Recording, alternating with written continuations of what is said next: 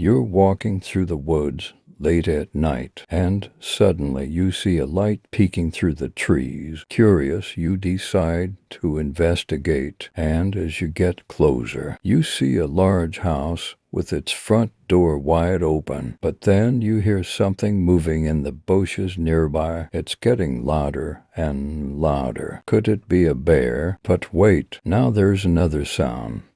Are those footsteps approaching from behind? You spin around and realize it's just your own shadow. And that's where our little horror story comes to an end, or does it? Well, let me tell you, I hope you enjoy my spooky yet comical tale.